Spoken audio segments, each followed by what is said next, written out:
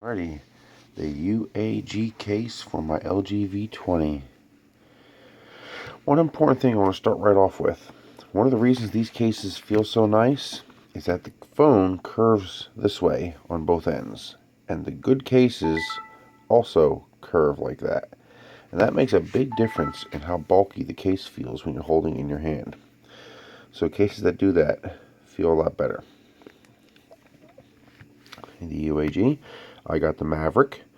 The Maverick is so that, I can show you this in the video actually, it's clear.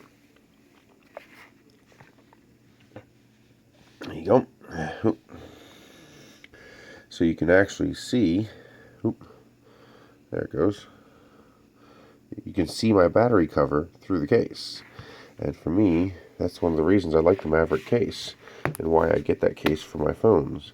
So eventually when I get my skin for the back of this phone, you'll be able to see it through the case. So I can have my cool, good protective UAG case and my custom back. Because normally you get a case, you lose the ability to see inside the phone. You're stuck with whatever design it comes with. You got your typical UAG design. I don't like when they go rounded, and in this one they kind of went halfway. It's a little rounded.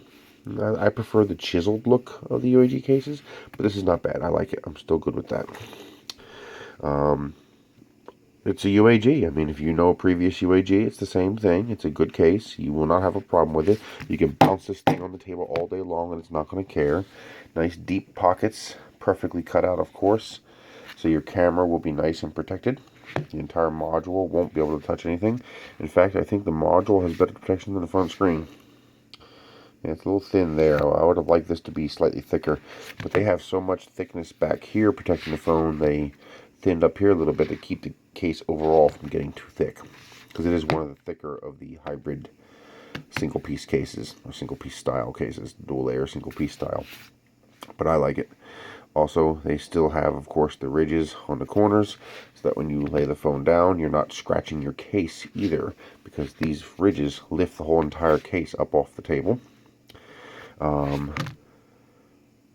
That's it. It's a good overall case. I like it. You got your cutouts for the buttons, so they click perfectly. Oops, it's gonna take a picture now.